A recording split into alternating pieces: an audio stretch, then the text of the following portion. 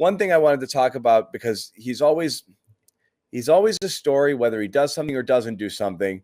And in this case, having been such a consistent camp performer, people wanted to see how N'Keal would play in the game. He started.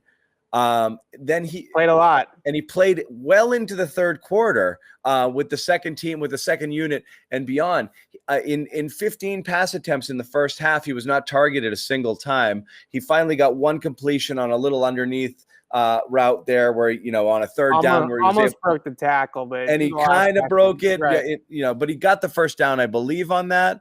So whatever, got moving a little bit, just couldn't quite get around the guy.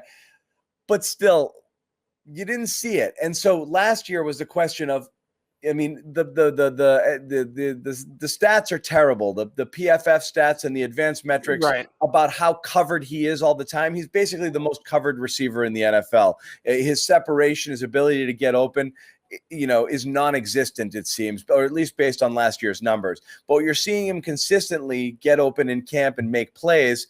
Was he there were there plays to be made today? Could the ball have been, gotten to N'Keal, or was he running down the field just blanketed by somebody, all game long? The one thing I will say is it did feel, especially late in the game when he was still out there in the third quarter. Now, one part of me sat there and said, maybe there's a couple elements of this, right? Maybe they're trying to showcase him, right? That's element number one. You might want to throw to him if that's the case, but yeah. Element number two is maybe they wanted to give Mac Jones a viable receiver to play with, and that wasn't, no offense to Christian Wilkerson and Gunnar Olszewski and players like that, but just somebody to throw the football to. And number three was it almost felt like it was, you requested a trade, I am going to make you run wind sprints for 3 quarters in a meaningless preseason game.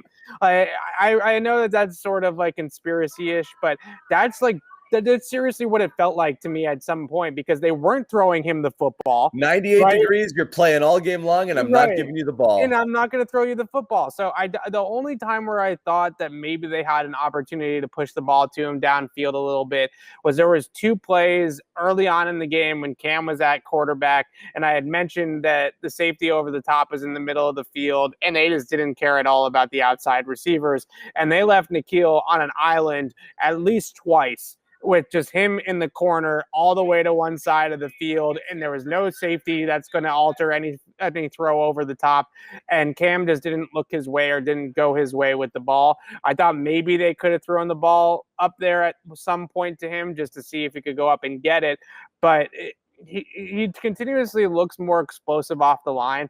I don't know how much to look into it just yet, but when you see him build up speed now, especially in that first 8 to 10 yards, and in the past, it was like his feet were in stuck in mud, right? Like he was wearing cinder blocks around his feet. Now he does have some explosiveness and some giddy up when he comes off the line of scrimmage into his routes.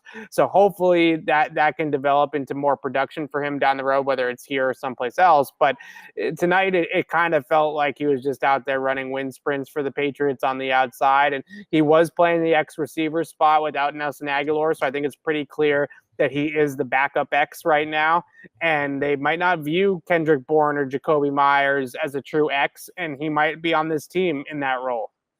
So, I mean, but if you're starting in 2 receiver sets with a full healthy roster, you think it's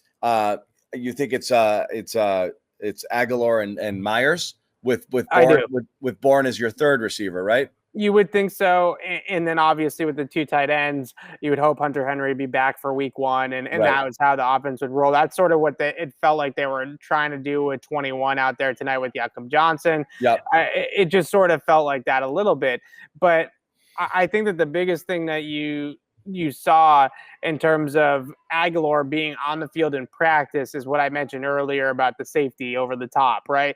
When you have a guy like Nelson Aguilar who can actually run deep routes and get open down the field and has legit NFL speed, it makes the safety alignment a little bit different, right? It makes the offense a little bit less condensed. And out here tonight, that starting unit with Cam, obviously they missed Hunter Henry, but I thought that even more so to a degree, they missed Nelson Aguilar because they just didn't have a field stretching element at all. Especially with between Harry and Myers, there's just, you don't have anybody who's at all a threat to run by you on the outside there.